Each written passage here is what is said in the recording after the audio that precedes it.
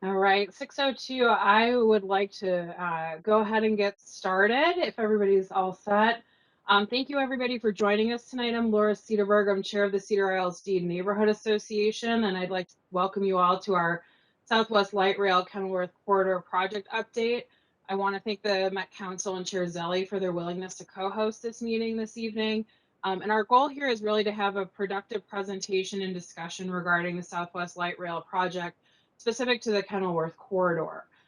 Just a couple of housekeeping notes tonight. We are going to be recording the meeting and it will be posted following the meeting for those that are interested in catching it afterwards or reviewing it later. We will reserve the balance of our time this evening for questions from residents, and questions can be submitted during the presentation via the chat function or following the presentation. So happy to take questions from residents that are on the line. And as the objective here is to get information out to CIDNA and corridor residents, we will prioritize questions from neighborhood residents before other participants, just so that residents most greatly impacted will be able to have their questions and positions heard. And residents did have the opportunity to submit questions in advance of the meeting, and I want to thank everybody that did participate on that. And so, again, just hoping that we can have a productive conversation on behalf of the CIDNA board, our top priorities as the project continues to develop here in our backyard are really protecting public safety and communications on disruption to the area and the impact on our residents, many of whom have been greatly impacted by the Southwest Light Rail project, especially as they are working from home now due to the ongoing pandemic. So again, appreciate everyone being here. I'll turn it over to Chair Zelli, and then I believe we have Council Member Goodman with us as well. So I would turn it over to Chair Zelli at this time.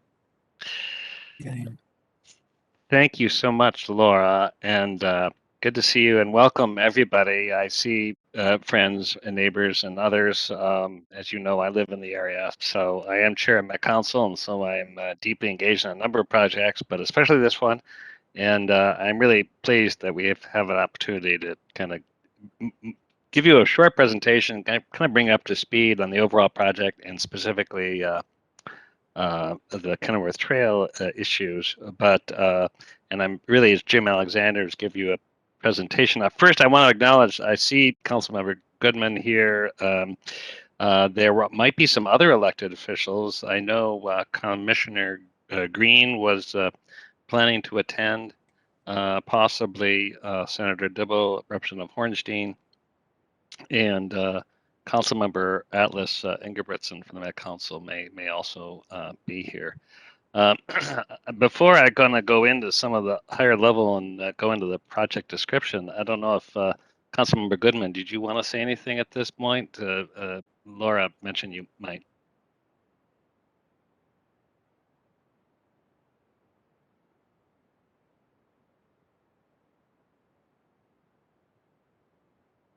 You may be on mute if you would. Thanks, sorry about that. Thank you for including me.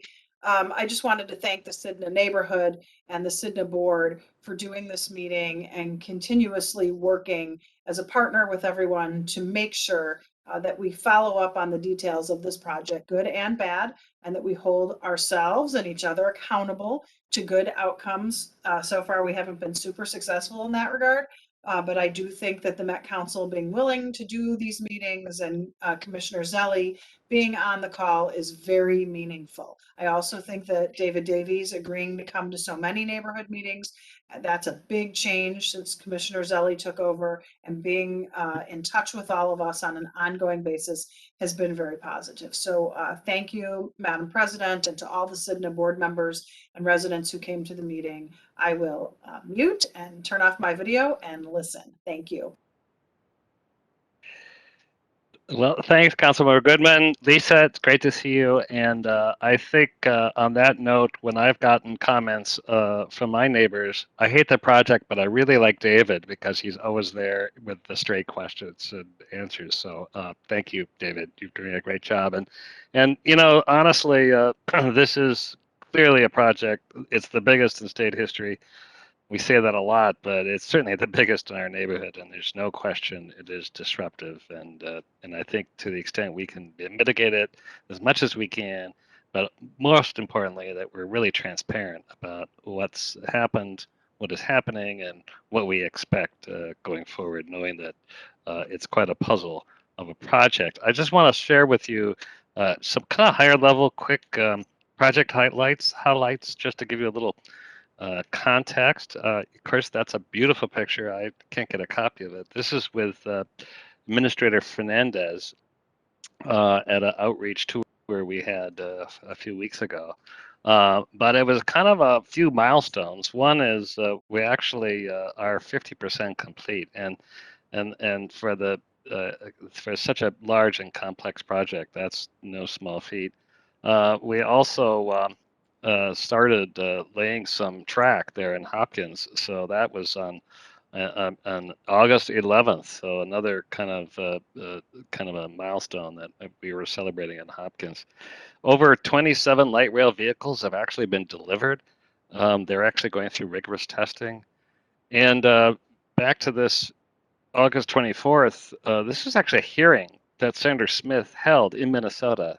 I'm not sure if everybody knows, but Tina Smith is the chair of a subcommittee of the Urban Banking Senate Committee, and her oversight in that committee is transit and housing. So we're really fortunate to have Tina Smith in that position. And she had her first hearing as a field hearing where Administrator Noria Fernandez and Region 5 FTA Administrator Kelly Brokens came out.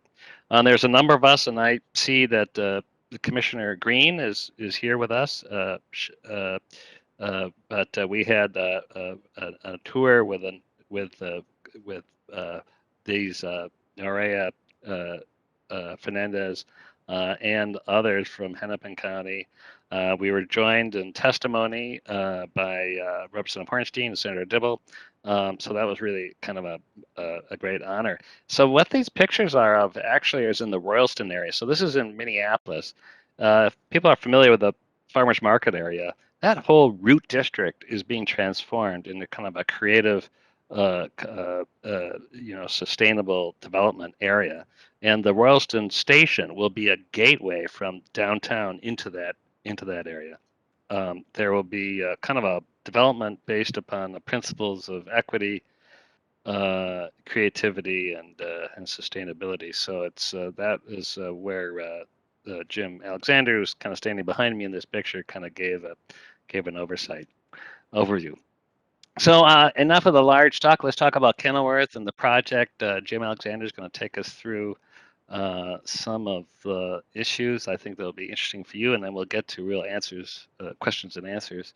I will say that these construction challenges, we've had two in particular, and we've all talked about the Secant wall in Kenilworth, and then the large corridor protection area, that large wall, and the Bryn Mawr area. That has kind of shifted the schedule, and that's really where this kind of timeline and cost issues have come. And I have to say, I have great confidence in the project team for addressing all these issues proactively. And so I think Jim will kind of take us through it. But as much as this revised schedule is frustrating, and even the construction itself is frustrating for all of us, I think we're not doing it without proper consulting, outside resources, and real due diligence. So, Jim, take it away. Thanks. All right. Thank you, Mr. Chair. This is Jim Alexander, Project Director. Can you all hear me okay? Sure, I'm coming across. All right. Well, David, if you could advance to the next slide, I think we'll go to slide 7 there.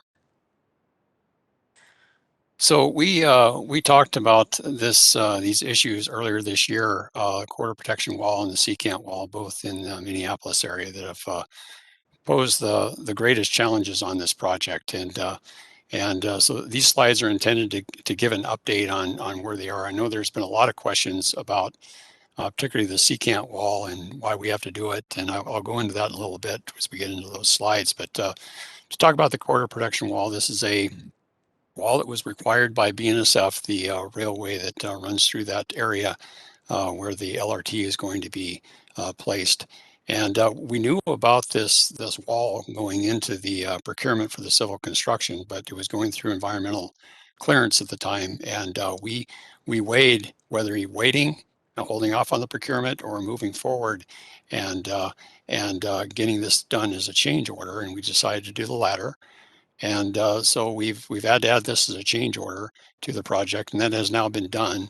And the contractor is busily out there installing. They have upward about 500 drilled shafts to do. They're about halfway done with those, and they'll be they're starting to put wall panels in as well. But that is the first piece that's caused a disruption in terms of how the contractor was going to really get this whole 14.5 miles of civil construction done. And the second piece is the secant wall. This was due to unforeseen conditions that we observed settling when the contractor was installing the sheet piles. And It's live. As the sheet piles were being installed, we discovered that the ground was a little denser than we had anticipated for the machinery that was being used. And I'll just note that we talked to the manufacturer of the machinery that was planned for this project well in advance, and they indicated that we could get this to work with the borings that we had, the geotechnical information that we had, the soil information that we had in place. And so this was an unforeseen condition where we had to essentially go through a little different method to get those sheets in, which caused some settlement. And out of an abundance of caution, we made the determination that we didn't want to risk having any settlement as we installed those sheets next to the SECA buildings, both the tower, the condominium tower, and the parking garage. And so we've come up with this alternative method to provide this essentially a supportive excavation. It's called is a secant wall. And we're in the process of finalizing a change order with our civil contractor, and we anticipate having that done later this month. The contractor is actually starting to do some work in preparation for this week, and so we anticipate this work being underway later this fall. But both these issues have impacted the not only the civil construction contract, but the follow-on systems contract to get this project all built. So maybe David, you could advance the next slide. So here's where we are with next steps. The core protection wall, as I indicated, the construction is ongoing right now. And for the Kenilworth Tunnel, there are a number of issues that we're tackling. One has to do with the grouting sheet separation. I think there was a question posed to us about what is happening. Essentially, as the contractor was installing the sheets, we observed as the excavation proceeded, we observed some gaps had been created between the sheets, and that caused some infiltration of water and some settlement outside of the tunnel excavation. And so we have had to initiate another change order to install grout, and we're also doing some welding activities of the sheets themselves to fill in those gaps, if you will. And that work is underway. The second is the secant wall, which I'll talk about in a moment. We do have two other change orders associated with this tunnel process. One is the contractor spent more time installing the sheets than was anticipated, and they're anticipating getting some compensation for that. And we're currently discussing that with the contractor, and we anticipate doing a change order to compensate the contractor for the additional time because of the change conditions that they had been subjected to. The second is tunnel construction resequencing. And we have to do that because of the secant wall, and probably better when I get to the map, I can describe that a little bit better in a subsequent slide. So in terms of what really needs to be done with these two issues, the quarter protection wall and the Kenilworth Tunnel, regarding our schedules, we need to essentially revise our civil schedule. And we are in the process of doing that. We've had a lot of productive conversations with our contractors. We actually have brought in some specialists that actually MnDOT uses from a claims and scheduling and cost perspective to help us with these discussions with our civil contractor. And I'd say we're making some very good headway, but we're not there yet. we're still working on getting the things resolved. We're essentially taking this project and kind of revamping how the civil construction and the systems construction will happen. We're looking at getting this work done from the west end to the east end because of the tunnel and the corridor protection. We know those areas are delaying. So we have a lot of other areas that we are having the contractor focus on, with the idea is that we would move the construction from the west to the east to help mitigate the time it takes to get the overall construction done and getting us into revenue service. But that does take some time, because once the civil construction schedule gets understood, then we have to get the systems contractor engaged, which we already have started, and they need to be looking at a rebaseline for their schedule as well. And then there's a follow-on contract called SCADA. It's a communications and testing work that needs to be done before we can get ourselves into pre-revenue and ultimately into revenue service. So a lot of steps that need to be taken to get us to the final end product and revenue service. So maybe I could get to the next slide there, David.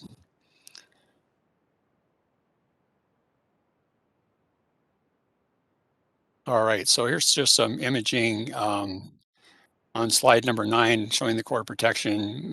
Maybe some of you are familiar with this when we had public input on what this wall would look like. Essentially, this is a Bassett Creek Valley Station where it would be nearby, running by that station. You can see in cross section what that looks like near Bryn Mawr Meadows, how the corridor protection wall is situated. One of the questions we do get asked is, could this been done by a separate contractor?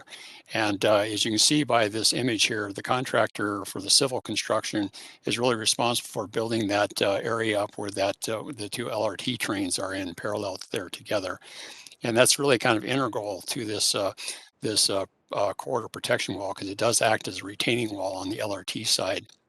So while we did investigate the idea of doing a separate procurement, it just wasn't feasible to have a separate contractor do this work. So we had to have the civil construction contractor do this under a change order. So next slide, please. So the secant pile wall, this is what I was referring to earlier. Give you a kind of lay of the land here. You can see Cedar Lake off to the left and Lake of the Isles off to the right. That black or dark band is the length of the tunnel. It's about a half mile in length there. And the light blue area is where we are looking to do a secant wall, and it's about 500 feet. And what this, the challenges that this does is it limits where the contractor can move their equipment. We're pretty much limited to an east-west or kind of a north-south in this case, going along the Kenilworth Trail to access this area. We have recently started looking at having Sunset Boulevard as a separate access, but as you can see, it's very, very narrow, and everybody's familiar with this in the neighborhood. There isn't a lot of room here. And because of this introduction of the secant wall, it's really caused the contractor to kind of resequence about how they're going to do this construction. And therefore, it's caused some delays. And one of those delays I know everybody's been wondering about is the Cedar Lake Parkway. When's that long-term closure going to happen? And we'd still look to get that done, but it's looking like next spring. Although we will have a short-term, about a 2-week closure coming up later on this month to get some jet grouting done. And we have some final sheeting that has to be done through that roadway there. If I go to the next slide there, David. So this gives you an idea of what the original plan was with the sheet pile wall on the left side and the secant pile wall on the right side. And maybe go to the next slide real quick. This shows the tunnel itself. I had a lot of questions about, are we changing the tunnel configuration? The tunnel is essentially the same, but we have introduced now the secant pile wall instead of the sheet pile wall. And that's again along that about 500-foot long segment where the Sika Tower is and their parking ramp is located. So next slide, please. So this is a just kind of a depiction of what that secant wall looks like. Essentially a series of kind of interbedded, drilled out cores, if you will, filled with concrete, and every other concrete columns or tubes are filled with concrete, of course, but a steel beam goes in there. So it's a very, very robust means of supporting the excavation. What I mean by supporting the excavation, you can see in the image onto the right there, where you can see workers down below, and that secant wall is essentially supporting the soil in the background. And you can see that what's called these struts, these bars that go across the screen, those are called struts, and wailers they're connected to that run alongside the secant wall itself. And so a very robust means of supportive excavation, but also very expensive. All right, next slide, please. So we wanted to show some slides of current activities and talk about upcoming activities. And I think we have time for a Q&A, which I'm sure you'll have a lot of questions about. So we'll start with the freight rail work. We've had to have some weekend work over the past month or so.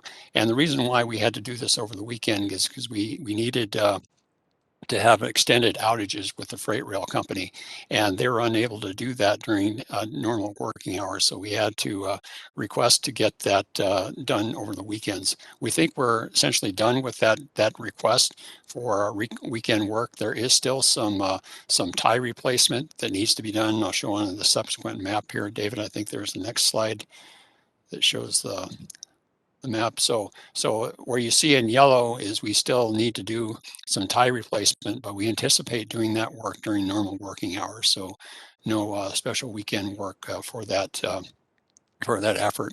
You can see in the green, that is those are the areas that we have completed the track improvements. And in that kind of gold area, that's the segment along the tunnel itself, where we need to get the tunnel constructed first before we shift the freight rail tracks back to their original location, and then we'll have new improvements for that as well once we get that in place. All right, so next slide. So this freight rail work, I think I talked about this, but we still have tie replacement. We anticipate getting that done this year, but there's also going to be regular maintenance. We are responsible through construction to maintain the freight rail tracks, and that'll be an ongoing activity that our contractor will be doing. So the challenges here are just the coordination with the freight rail schedules and working with TC&W. We do work very closely with them, as well as BNSF up on the other line, and we have regular conversations with them. And the impacts to community, certainly there's going to be noise, and there will be occasional vibration from the rail maintenance equipment as we move forward with that tie replacement and maintenance activity. So we'll start at the west area. This is West Lake Street Station area. Now, if you've been walking along here, you're kind of wondering what that big concrete area is. That's a lightweight concrete fill, and we've done that because there's some soft soils in this location, and it was really to be able to support the station platform at this location. And so a lot different here in terms of how we treated the soils. We were able to do some other means and not have to do pile driving to support the station as well. But there are also there are sheet piles that have had to been driven in here, both for the station area and the pier protection, which are temporary. They'll eventually have to be pulled out once their use is no longer needed. So upcoming work in the West Lake Street Station area is continued station construction, mostly with the elevators. And as we get to that work, and pier protection will still be ongoing. And again, the challenges we have is the coordination with freight rail.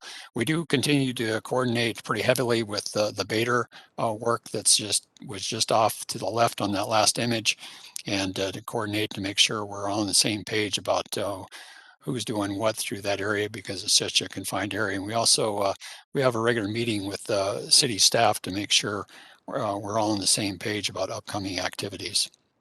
So impacts community, there will be a continued use of temporary trail facilities until essentially that tunnel gets done, and we anticipate continued hauling traffic through the Chowan-Abbott area, and there will be noise and occasional vibration with these activities. So as we move to the tunnel itself, I know a lot of questions about what's going on here. If you look it's kind of hard to tell in this image, but at the top there, we had some seepage coming up through what we call a tremie seal, and that tremie seal is on the order of about 7 feet or so thick, but the edge, we were getting some seepage coming up, and that was causing some challenges for the contractor to keep this area in the dry. As you can see where the two fellows are down there placing concrete this is our initial concrete placement for the concrete floor. We were getting seepage that was preventing to keep this area dry to be able to do the rebar and the concrete work. The contractor has since kind of figured out a means and method to control that, and through some drilling and filling some holes with grout and adding additional concrete to minimize that seepage. And so we will continue to monitor that, but we think we have a better control on that at this juncture. But so we feel good about where we're heading, but I'll be honest with you, we have been struggling with this tunnel construction. There's been a lot of issues, and it's taken a lot longer than, even without the CIDNA, it's taken a lot longer than we had anticipated due to some of the issues that have been popping up.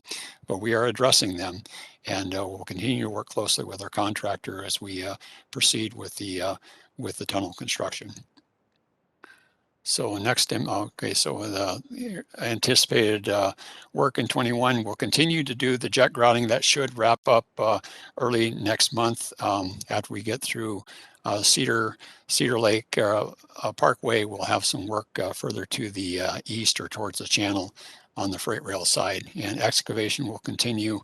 And the concreting, we'll have a lot of concrete happening with trucks coming up to essentially pour concrete for the floor, walls, and roof.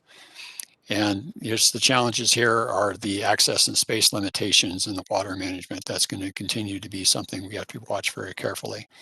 And impacts community, at least immediately. So there's that short term, about a 2-week closure for Cedar Lake Parkway. Again, the longer term parkway closure, we're looking towards the spring to do that. And then it's the hauling traffic and the noise and vibration associated with that. So this is at the Cedar Lake Channel, just in your 21st Street Station. You see this image. This is work for the LRT bridge. Ultimately, there will be 3 bridges here. Off to the right is the freight bridge that was built last year. Once the contractor gets this LRT bridge done, they'll use this for the haul route, and the existing pedestrian bridge will be taken down, and a new pedestrian bridge will be built across that channel.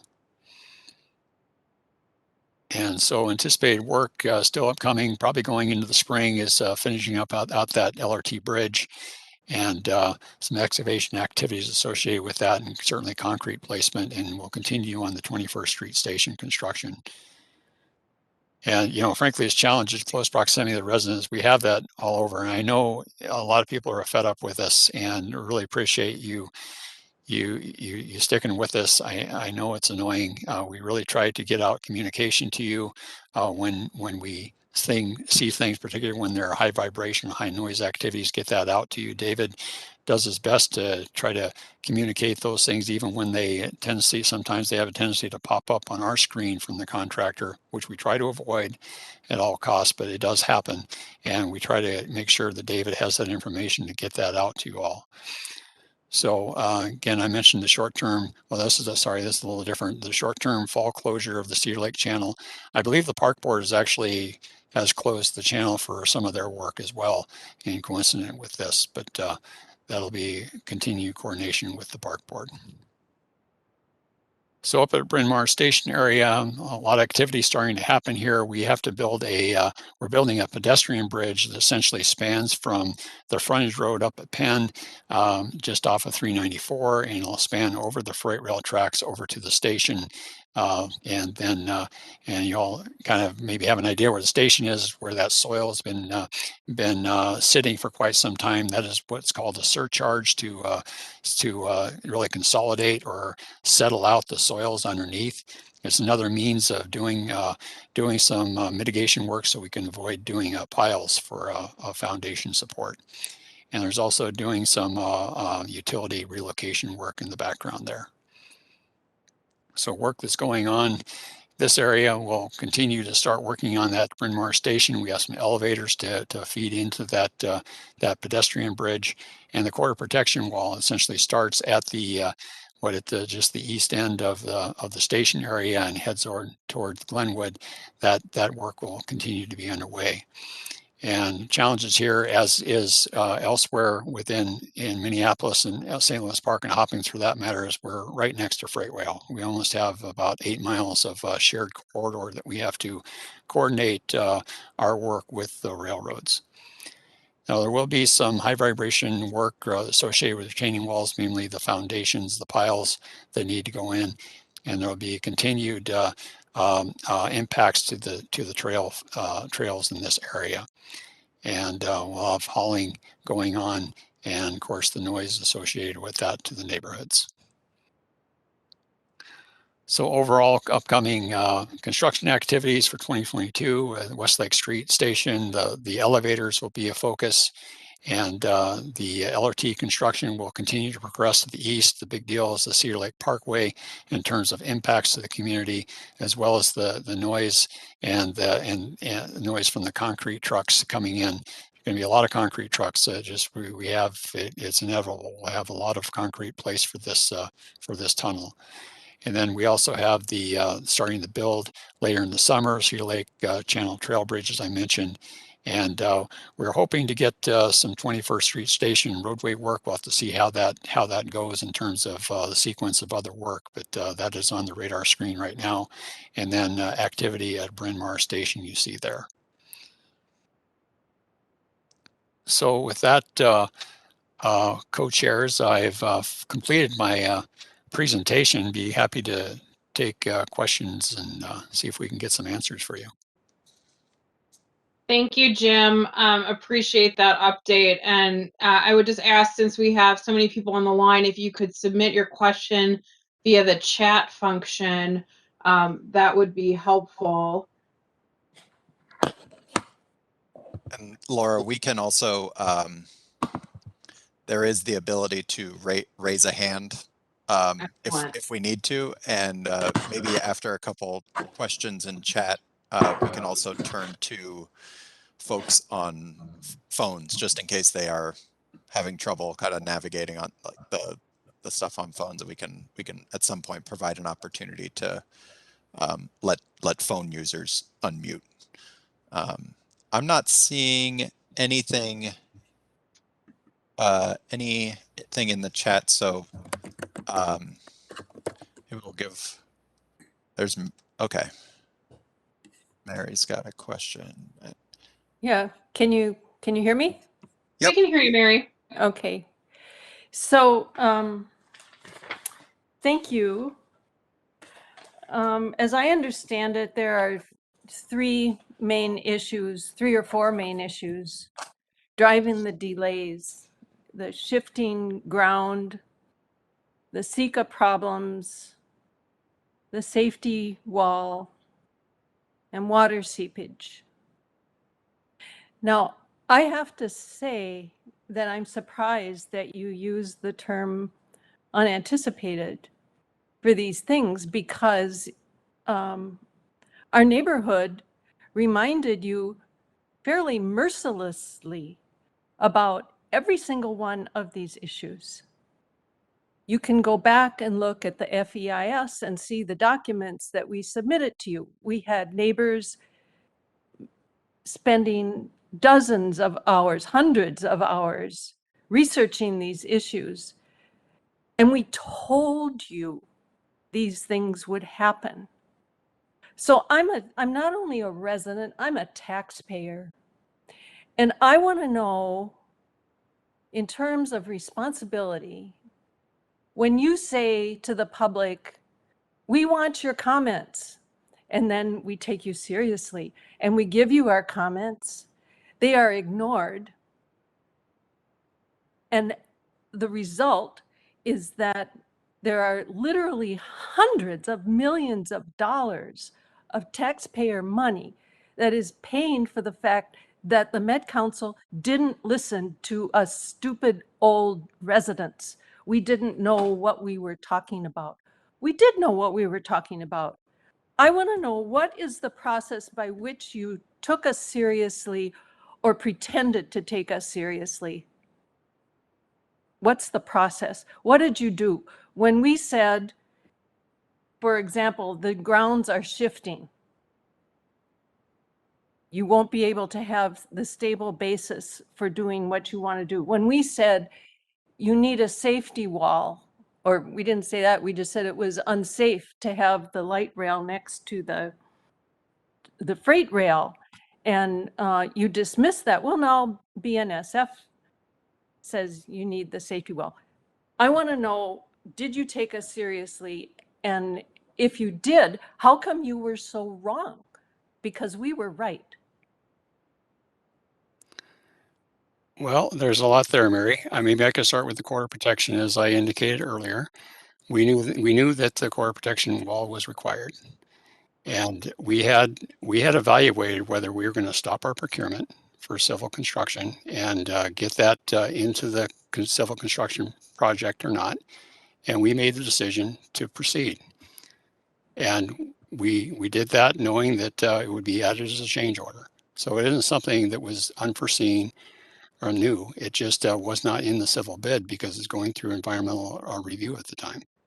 So it was not unforeseen. I mean, it's been in the paper that these were unforeseen costs, but they were foreseen. They just weren't acknowledged. You knew about them, but you didn't tell anybody that you knew about them. Well, just to be clear on the quarter protection, we knew about that. We had to negotiate a price with the contractor, and we didn't know it was going to cost the amount it did. We had a smaller estimate for that, so it wasn't an unforeseen condition. What we spoke about for unforeseen conditions really relates to the Kenilworth Corridor and the tunnel.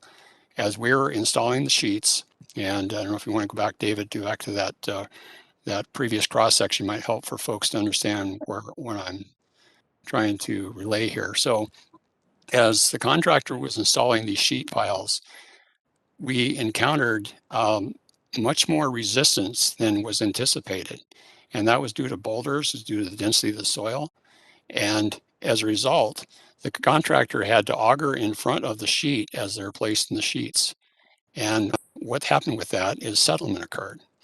And we could deal with that settlement elsewhere, but as we looked at the situation over by the Sika buildings, we said that we don't want to take the risk of damaging those structures.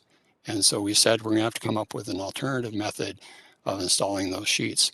And I'll even go back to preliminary engineering. We discussed this approach. We shared our borings with the experts, with the manufacturers of the equipment, and everybody was on board saying it'll work.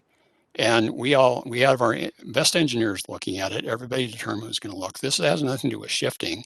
This has to do with a method of installing these sheets. And it was just determined that we were having too much settlement, and we were running the risk of settlement near the buildings. And so we made the decision to do a secant pile wall. And that took a lot of time to come up with a design for that, because it's a very specialized, although it is used, there's a secant wall over in the uptown parking garage. It's not an uncommon, but you need to make sure the design is right. We need to make sure the waterproofing was right. So, those are the facts. And just going back to the environmental process, we took in a lot of comments from a lot of folks, not just from your area, but the whole 14.5 miles and beyond.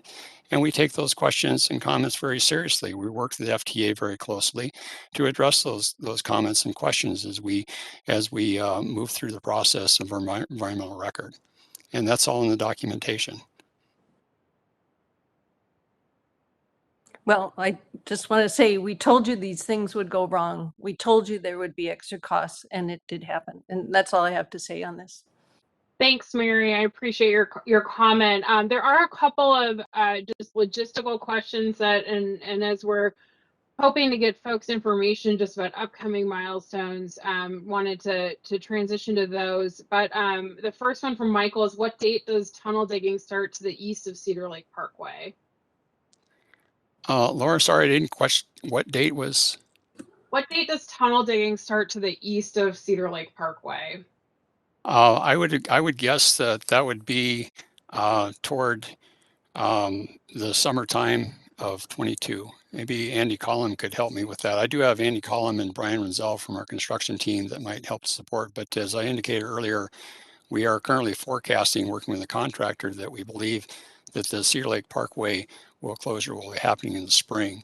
So that the contractor has to proceed through that area and then get to the other side before that work can commence. So I'm thinking it's going to be later in the summer of 22. Andy, do you have anything to add to that? No, Jim, I think you're right on with that. It'll follow that closure of Cedar Lake Parkway. The short, the long-term closure of Cedar Lake Parkway. And as we're looking at that corridor, and I know we submitted questions regarding this in advance, but I'm wondering, and the group is wondering, if there's a general update just on the trucks hauling on Sunset Boulevard, and if we have any other further detail that can be shared at this time in terms of anticipated length and duration and volume of trucks that'll be moving through that area coming up. Sure. Yeah, I know that's been an ongoing question about how we're going to use Sunset and when and where. We have started using it to a small degree, and as we start ramping up with these other activities, with the grouting, getting that done, and the contractor proceeding towards that toward the parkway, we anticipate using it more. I don't know if I can really give you an estimated number of trucks per day. It's going to be dependent on what's going to be happening that day for what concrete needs to be placed. It's not the only access the contractor will be using. They'll continue to use the access from the east, which we have a batch plant located up by the Van White Boulevard bridge. And so concrete trucks will be continuing to come down through there. We'll also still use the Abbott Chowan access. So it's kind of a combination of all three of those. I think, at this juncture, what we can commit to you is we'll continue to monitor that activity and to be sure that the concrete trucks aren't, they're mining traffic rules out there, and we make sure that things are safe. But at this juncture, unless Andy, you can add to this, I don't know if we can necessarily give you, X number of vehicles per day over a duration. We do know that this is going to happen. We're going to need this over the duration of the tunnel construction, which we're still working with the contractor to get that resequencing schedule understood fully before we can get that out to you.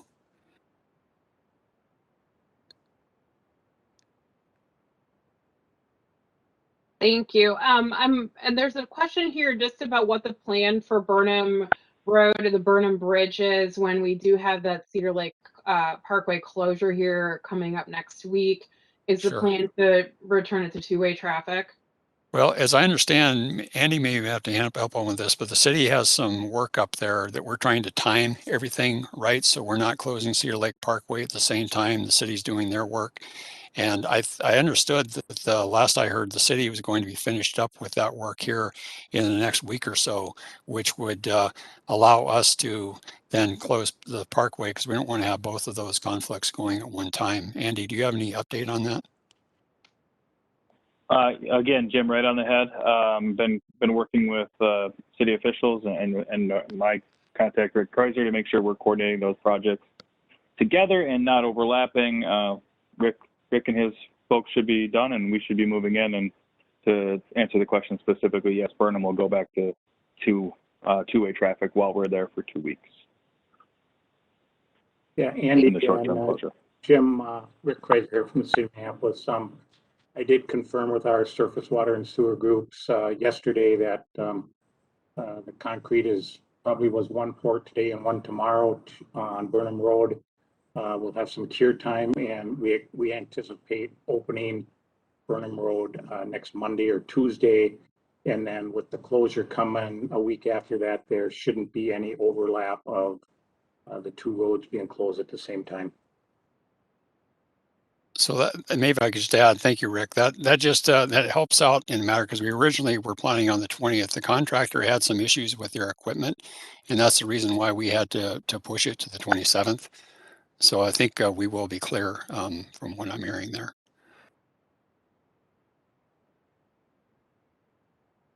Thank you. That's helpful.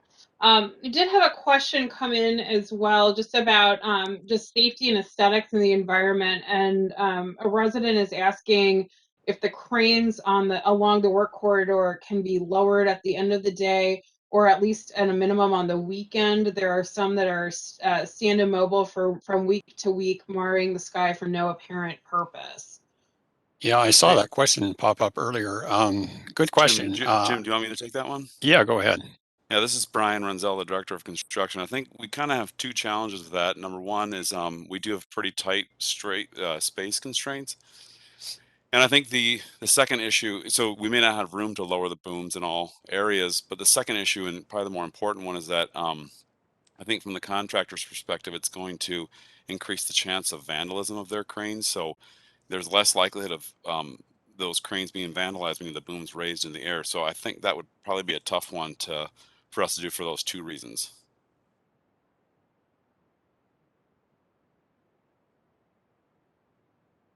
Okay. Pam is saying, I live right in front of the first tunnel cell where the staging area is. The cell is taking so long to work on. When is the first cell going to be completed so you can move on to the next cells? How long will the tunnel work take, and how many years are you planning for the tunnel completion? Well, maybe Andy could answer the first part. I'll answer the longer part. We're still working on the overall schedule with the contractors, so I can't provide that to you today in terms of the overall length of the tunnel construction. We do know the contractor is working very hard in their production and understanding what it's going to take to get this tunnel completed. We've been pushing them pretty hard on this. And we're just going to have to continue to work through this. And once we have a better understanding on the full completion of this in terms of schedule, we will communicate that out. But maybe Andy, you could talk about the kind of the sequencing of kind of next steps of the tunnel itself. Yeah, sure. Thanks, Jim.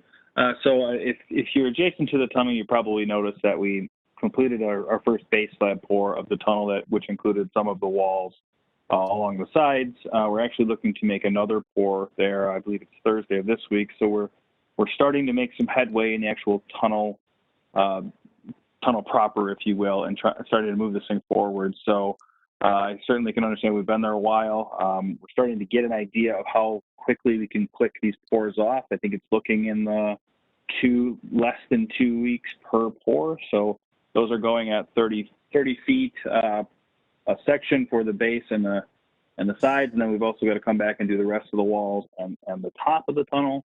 So it's looking like, if you extrapolate that out, you've got 1, 2, 3, 4, 5, 6, call it 7 or 8 pours. So if you do the math, you're probably in the 2 to 3 months area before it's all cured out and ready to go. And then of course we have to backfill and kind of clean up after ourselves as we move out of there. But those are always early durations on activities like that. I tend to be conservative on, and I hope you can bear with us on that, as the contractor does get better at this as they go along. So we'll see if we can improve on that, but I would anticipate that's generally where we're headed.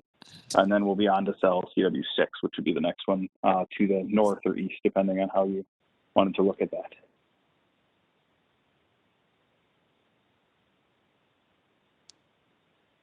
Did I answer the question? Just looking, I think as much as we're gonna get is just as a follow-up to that, as applied here. Is there a estimate specific to the secant wall then, in terms of how long that will take, or when that would start? Sure. We anticipate that work starting probably in the November timeframe. The secant itself, as I mentioned, the contractor is starting to do some prep work for that. There's a bit of a supportive excavation they need to do to get in place before that secant proper work starts. So November or so. And Brian, I don't recall exactly. I think we're talking about 8 to 10 months. 8 to 10 months. That's correct, Jim. Okay. And Evelyn's asking, is there anything that could be done to expedite and move the construction along faster? Is it possible to bring in additional workers or add working hours? What does that process look like? Sure. Well, additional workers is always a thing that we look at, and we ask the contractor about. The challenge is limited area, and kind of keep in mind that this contractor is responsible for 14.5 miles of construction. And so there's a lot of activities in the air in terms of what the contractor is working on at any one time. And so that has to be juggled. I would say in terms of it's a bit sensitive for the overtime working hours. We're trying to abide by the neighbors, and I think it's generally viewed that working outside the 7 to 6 Monday through Friday is not really accepted, and so we haven't been pushing that, except for when we actually really need it. In this case, sometimes these trummy pours will go along the freight rail piece that are the construction activities we've had in the past. Those have been required, so we've tried to limit it where it's really absolutely needed. I'll just put it out, and you can kind of that's probably maybe a bad thing to say, but if there is an interest in us working longer hours or weekend hours, Saturdays or whatever, we are very open to do that. The contractor's open to do that, but I know it's a balance to people's lifestyle and just livelihood of living and having construction in their backyard. So we know we have to balance that. So we're open to conversations. Just kind of depends on what the community is interested in us pursuing. I think that's something that we can take back to discuss, particularly amongst residents. I think we would want to understand how, what the trade-off would be if it actually would shave time off. But I think that's an interesting idea that we can certainly consider on our end. A couple of we haven't really talked about the cost of the project here, and so there's a couple of questions just around where the cost is, and wondering what the total estimated cost overrun is currently, and then also just a general it looks like a question and observation is perhaps it would have been less expensive to just buy the existing properties for the right of way as opposed to dig the tunnel. So I just ask for a reaction there and an update there. Yeah, good questions. Maybe I'm opening up some old wounds, but going through our municipal consent process back in the day, I don't know that we would have, that's my speculation only, that we would have proceeded with municipal consent and getting approval from the city if we were going to take homes. Back in the day, we were looking at the freight rail question, whether it was going to be relocated in St. Louis Park or remain in the Kenilworth Corridor. And we were essentially charged at the time to come up with an alternative to keep freight in the corridor, in the Kenilworth Corridor with LRT, and to do that required a tunnel because we didn't want to take any homes. And so that was kind of off limits. Didn't even really pursue that idea. In terms of costs, we do know the cost of the corridor protection. It's up toward the $90 million. You've probably seen that in the news.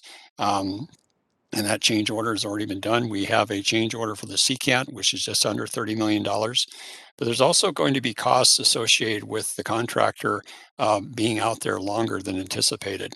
And that's where this gets complex, because we need to understand how long the civil contractor needs to do their work over the 14.5 miles, not just this stretch, but there's all sorts of other areas that they need to complete as well that are impacted by this area, because there are milestone ties, if you will, completion milestone ties from work in this area to work in the middle and in the west part of the project. And because of that, we need to think of it as holistically the 14.5 miles and what that's going to look like schedule-wise. So if the contractor is going to be working X more months on this project, they're going to look to be compensated in some way, because they have their equipment out there longer, they have their people working out there longer. And so we have to figure out what that cost is. And that's something we are talking with the contractor on, working with them to understand what those costs are. But we need to have that schedule established to get the full cost understood. But then once we have that civil understood, we have to visit with our systems contractor, which we're not waiting until everything's done with civil, but we've already started with our systems contractor, and we need to understand that as well. And what I mean by systems, that's the follow-on contractor that is responsible for putting up the catenary poles, and it's really the components to communicate and run the train. So there's a lot of things behind the scenes that you don't necessarily see the systems contractor do, but the civil has to be done first, and then the systems follows. Then we have that SCADA contractor contractor that I spoke of that's responsible for communicating all this stuff to our rail support facility or rail control center, and also doing the testing. We need to make sure this is adequately tested. So all these components need to be sorted out in terms of understanding what the schedule is, and thus the cost will come out of that. So we're in the process of doing that again with our experts that we have on hand, and talking with the contractor. And I would say that we are having productive conversations with the contractor. There are projects that are out in the woods that the contractor is not talking to the owner, and we are having a good relationship in terms of trying to solve this problem. Thank you. I believe Patty is trying to raise her hand and wanted to say something. Patty, are you able to? I am. Thank you. Thank you, Laura. Thank you for taking a couple minutes to listen to my comments. So Jim, this kind of dovetails on what you've said, but I've been thinking about it during the course of the meeting and actually during the course of probably the last 5 years. But, you know, for context, right, in the early days, the freight was put in the corridor temporarily. We all know it was temporary. And while the freight was going to be rerouted. I'm sorry, did someone want to interject? Well, that was me clearing my throat, sorry. Oh, okay. And when the planners failed to meet that promise to move the temporary freight, further, a measurement error revealed that there was not space for the LRT and the rail to be in the corridor, and as Jim noted, maintain the homes. Even though I believe that the Met Council did have a thought for a minute or two or a week or two to talk to the owners of the red townhomes, but that did not come to pass. And what I've heard over the years are the neighbors, including me, maligned publicly in newspaper articles by reporters, by comments. We're maligned as NIMBYs, and we're rich and we feel that we can get our way, and that's why the cost of the construction has gone up so much to appease all those rich people. And I guess what I can say is that, you know, I didn't argue about the LRT because I didn't want it near me. It would actually make way more sense 3 houses from me on the Midtown Greenway, but that ship had sailed. But I guess what I would really like is I would like public acknowledgement from the leadership and the planners. So maybe that would include Charlie Zelli or other people to acknowledge the reason it's gotten complicated and expensive in the Kenilworth corridor is that there were planning errors that were made that have created this difficulty. So that I don't have to keep hearing about, yeah, the people who wanted their bike path or the rich people. And you see it every single time there's an article in the Strib about it. So I guess I would just ask that there, at some point, public leadership speak up and say, we didn't want to take the homes. It was complicated, and we had planning failures. So thank you for listening to me, and I will put myself on mute. Well, Patty, maybe I could address some of those, because I've been involved in this project since 2011. I've been through some of that, and I understand where you're at. I've heard, and from my perspective, I took a look at 2 communities, St. Louis Park and Minneapolis, and frankly, neither wanted freight rail. Totally understandable. Secondly, I'll just put out that no one did any engineering to figure out if that other plan was going to work. We did the engineering. We were required to when we took on this project from the county as part of the DIS getting the draft environmental impact statement getting done. And so we took a look at freight rail relocated in St. Louis Park or remaining in Kenilworth Corridor. Honestly, I was on the design side at the time. I thought that it was going to be relocated. I'll be upfront. That's where I thought it was going. And I was in front of large crowds, both in St. Louis Park and Minneapolis, where people were looking very angry at me, saying, "What are you doing to my community?" But we were trying to shake it out in terms of what the engineering would look like. And I can tell you, in terms of the home question, the project director at the time came into our office and said, you're going to have to find a path to get to Minneapolis without taking any homes, because it looks like the relocation has so many problems that it's not technical problems. It's not going to work. Technical, I want to stress that. And so we came up with the solution with the tunnel. And I've been really trying to treat this as a fair shake between where the freight goes in St. Louis Park or Kenilworth Corridor. And it's unfortunate that there wasn't enough engineering done back in the day when people decided that that was going to happen and the promises were made. So I don't know if others want to speak in terms, but just that's my perspective. And I do understand and I appreciate your perspective, where you're coming from. I get it fully. So Jim, I totally thank you. I agree, like we can't make space where there isn't. We have the laws of physics and all that stuff. The thing that I wish is that, you know, that the last 5 years of keeping hearing about how it's those rich people in the Kenilworth corridor, and they are the reason that the cost has ballooned. And I've never ever, so I appreciate what you said, Jim, and I don't blame you. I know that you're a super competent engineer, but I just think like some leader somewhere should say there were miscommunications, misunderstandings, failure to plan properly, whatever. It was not these people that are maligned and still maligned today. So I think that's like kind of my beef, because I know that I know a lot of those people, and trust me, that's not who we are. So I would just love for that to happen. But I do appreciate your comments, and you know, I appreciate that we're not losing homes and whatnot. So now I will take my voice off and just listen. But thank you very much. Thanks, Patty, for that. Thanks, Jim, for your response as well. Shifting gears just quickly, there is a question just around general safety, and I think we're all very much focused and concerned about the general public safety, with so many people working from home, with kids from at home, more people using our beaches this summer. And so the question is, how have safety statistics changed in the last year? We know the incident rate was higher than the national norm. What is the incident rate now around the project, and what kind of accidents have been there? I think we're all familiar with the crane a few months ago, but just hoping we can get an update there. And also, I would say, what are the plans to continue to prioritize public safety through the fall and the winter here as well? Sure. Yeah. Well, I would say safety is paramount, and it has to be coupled with quality and getting the work done smartly. And so we take safety very seriously. And we just got some statistics together in response to the questions, and we talked about in terms of a total case incident rate. And I think last time we met for I think it was the freight rail safety meeting with some of you last year, we had a rate of what's about 4.6.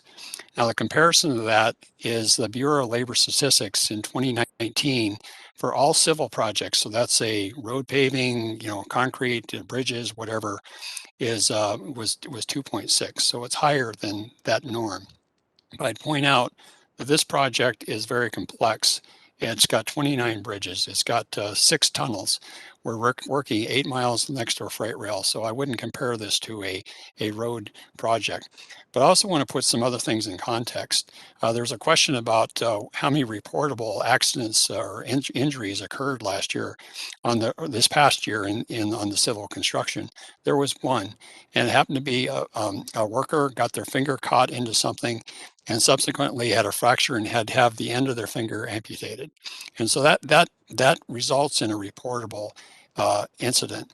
And that has to be reported to OSHA on a regular basis when those occur. We had some other incidents on this project, certainly to get to that 4.4, but those are more on the line of a muscle strain, where that worker had to seek some assistance from some medical advice and maybe had to go on work restrictions. So it's kind of the whole gamut. It isn't necessarily people are we're having a lot of, serious injuries out there. Serious injuries are really relatively few on this project. The crane, oh my gosh, I'm still living that nightmare when it happened last year. I mean, and I know some of you are as well. That was awful. Luckily, nobody got hurt.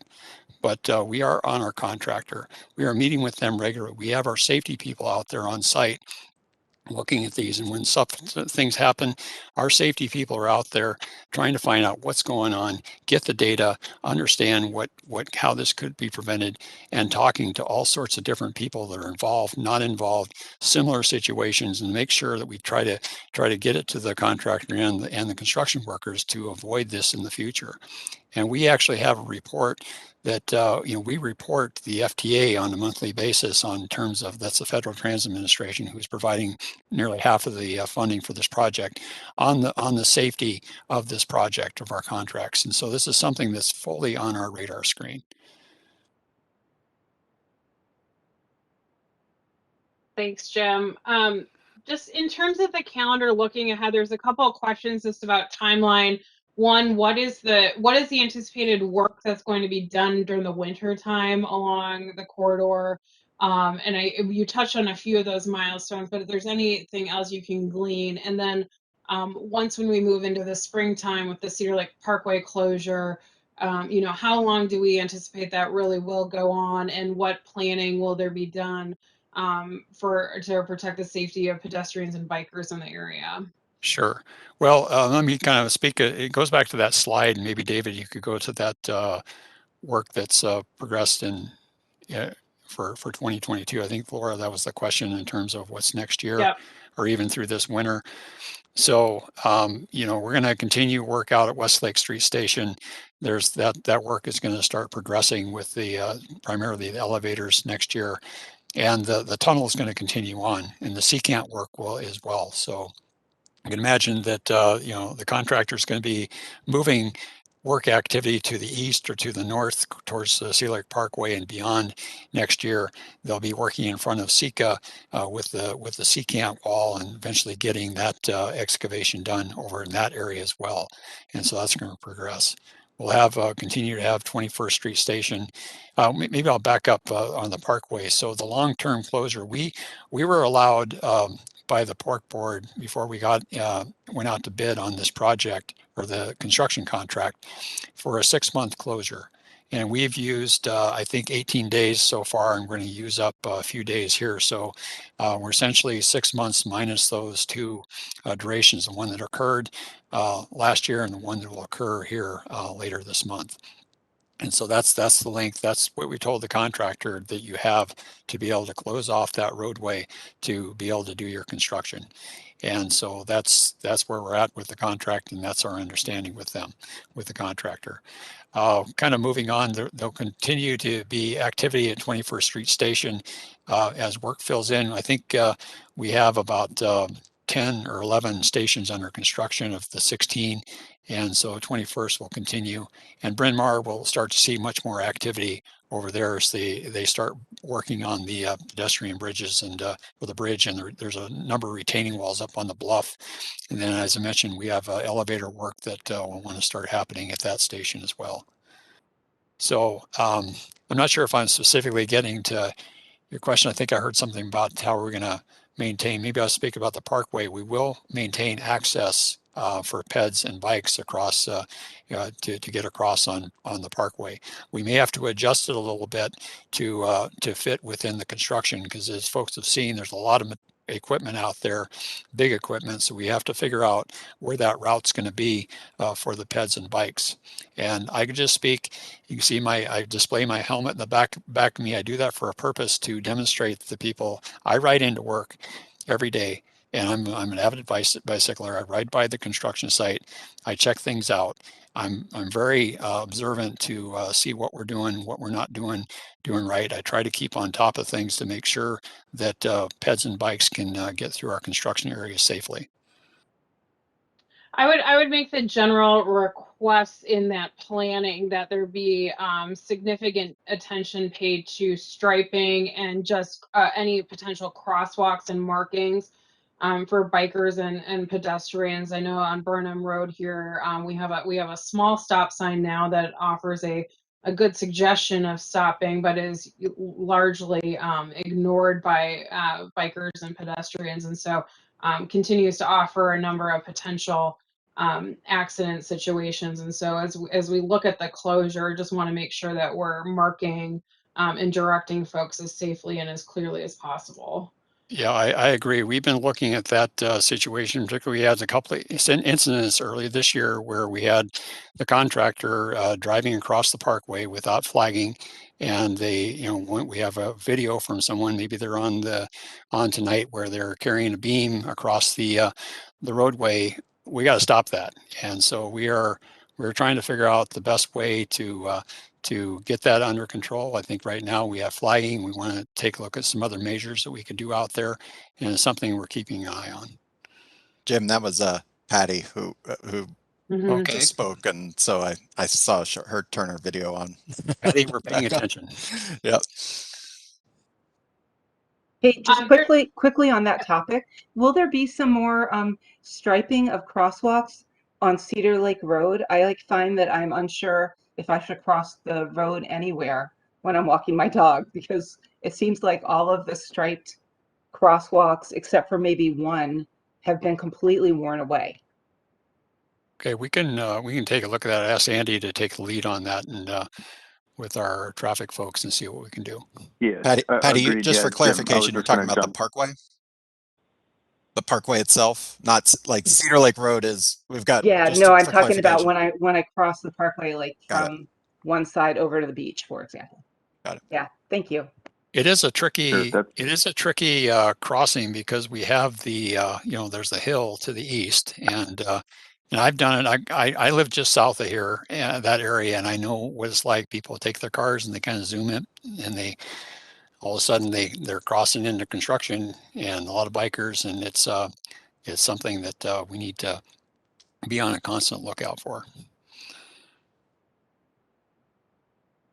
There's a question and a request here regarding just the planting of trees and plants at the southeast entrance to the neighborhood on Burnham Road in front of David Shirley and Stuart Chazen's homes. And the request here is that the plan is to plant these trees after construction is completed, but perhaps we could get going with planting them so that the trees have time to start growing. And so is that a possibility in terms of just getting that moving so that Sure. Well, the challenge with that is that's going to be a separate contract, and we need to understand fully how the civil construction is getting completed in that area before we can procure that. We have just kind of get everybody on the same page as we have a commitment to the city to construct or plant, if you will, a landscaping plan that we developed through community interaction some time ago. And that essentially is on the shelf for the time being until we get far enough in civil construction, and then we can procure that, because there's time for the vegetation to be in a nursery to grow and before we get it planted out. So it'd be a little bit of a challenge for us to kind of parse that out, particularly as the civil contractors out there doing their thing with their work, because this would be a separate contract for that activity.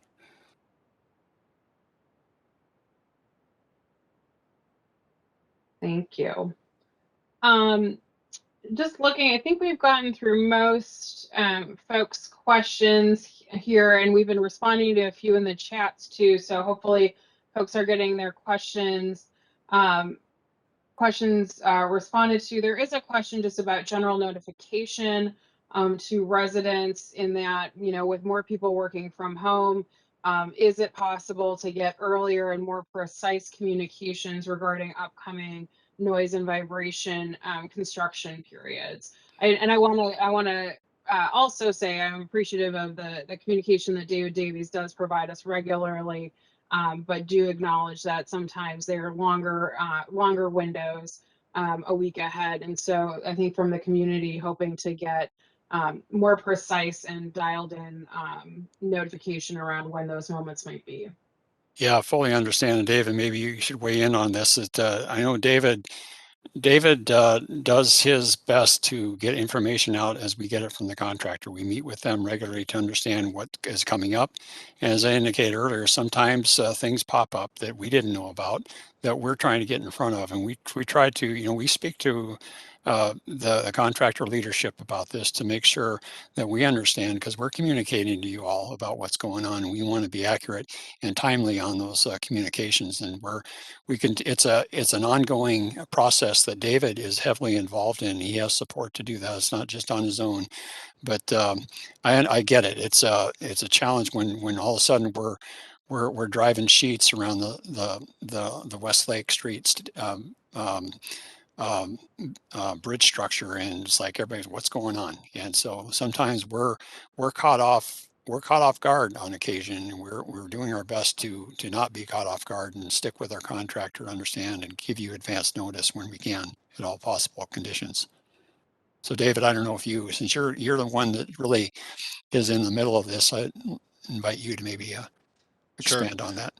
Thanks, Jim. Just wanted to briefly say absolutely appreciate comments from the community about and feedback about how we can tweak and adjust our communications, especially, you know, forming connections with folks who are great at getting that information to those residents who I may not be directly in touch with. It's always useful. It's been an iterative process.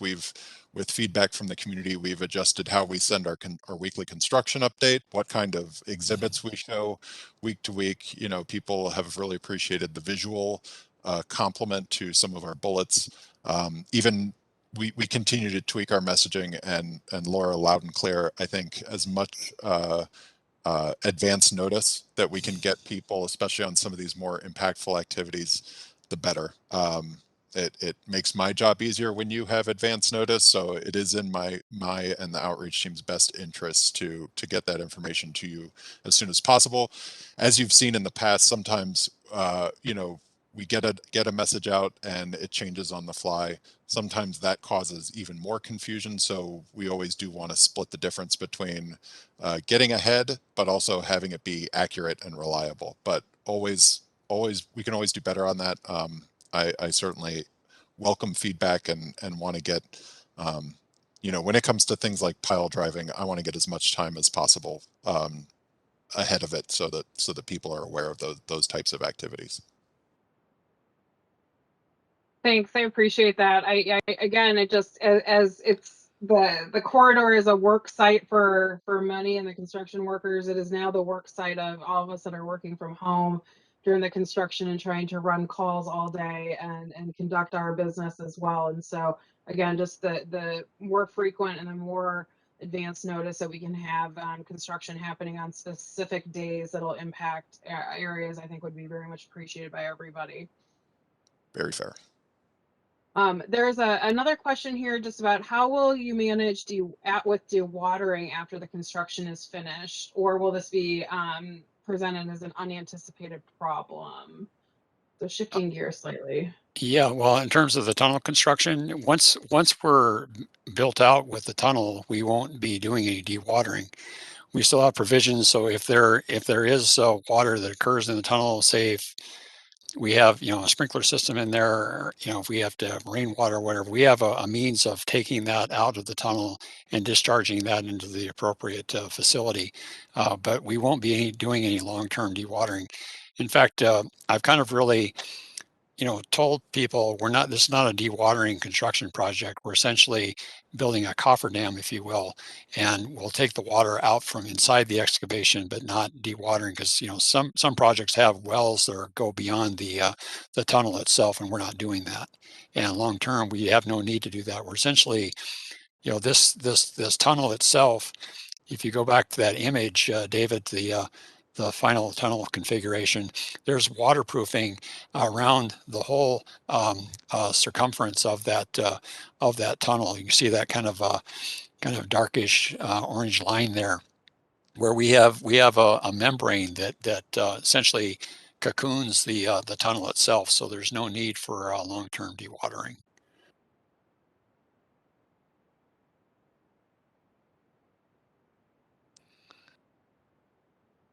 Thanks, Jim. While we're on this and talking about the tunnel, there's a question here that's prompted by hearing earlier that a decision to build a secant wall by the townhomes was done to exercise an abundance of caution. This resident owns a small warehouse that was destroyed by the adjacent pile work about 3 blocks north of the secant wall location. And their question is, was a secant wall considered adjacent to the property before the pile sheeting was done? The secant. I'm not sure I understand the question. The secant, could you say that last part again? I didn't quite. Was a secant wall considered adjacent to the my property before the pile sheeting was done?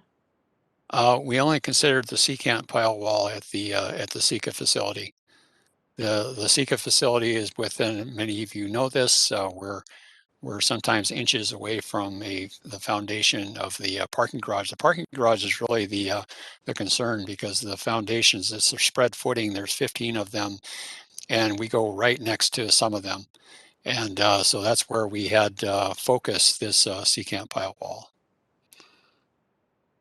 Thank you. And we have one final question here, is just how many current LRT stations have elevators? And in regards to stations with elevators, and I would say all of the stations, and what are the security precautions to prevent assaults, etc.? And I assume this is meaning when we have passengers online. Sure. Is that on our existing system, how many elevators we have? Or how many on this project? I read this as how many,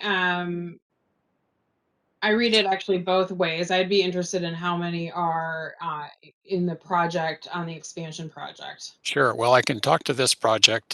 Southwest Station, where we're building a 450 stall ramp, will have elevators, and then the other elevators are focused in Minneapolis, really due to terrain. We have at Westlake, to get up to Westlake Street proper on top of the bridge from the station. And then as we get to Bryn Mawr, to get up to that bridge, the pedestrian bridge I spoke of, and then out at Bassett Creek Valley Station, we have to get up to the Van Wyck Boulevard. And so those are the stations that have elevators on this project. We do have elevators on our system, including at North Star at Target Field Station.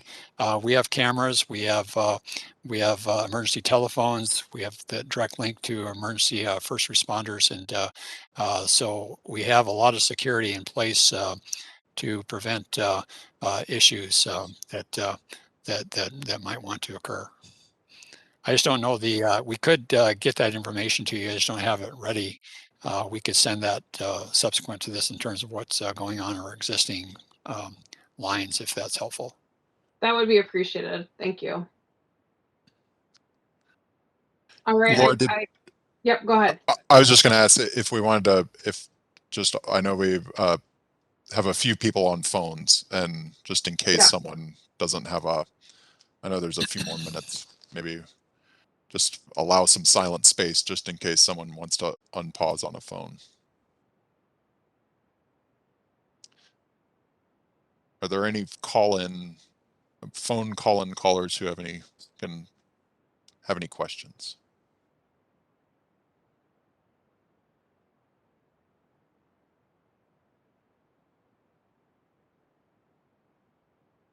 Guess not. Maybe they've been successful in sending in chat. Back to you, Laura. Just wanted to. Are there any other questions from folks that are dialed in on video? I think we've worked through all of them. Appreciate everybody. There is one final question. Has the safety rate improved since the 4.6 rating? I think that's a good point of clarification. Yeah, that number is 4.4, so it's improved somewhat, but not greatly. We'd like to see a greater improvement, and we are working toward that. Thanks, Jim. Thanks for that clarification. If there are no other questions, I would just like, again, on behalf of CIDNA, the CIDNA board, to thank Jim and David and Chair Zelli for hosting this meeting with us tonight. It's incredibly important that we just continue to stay informed and continue to keep the dialogue going forward as we move into a busy fall and winter months. So again, appreciate you all taking the time. The presentation, as David noted in the chats, there will be the presentation and the recording will be posted on the Met Council website, and we'll share it through our CIDNA email as well. So again, thanks everybody for your attention tonight, and appreciate you taking the time. Yeah, I'd like to echo that. Thank you for participating in this. We are happy to give information on this project, and thanks for putting up with us. Thanks everybody. Have a good rest of your evening.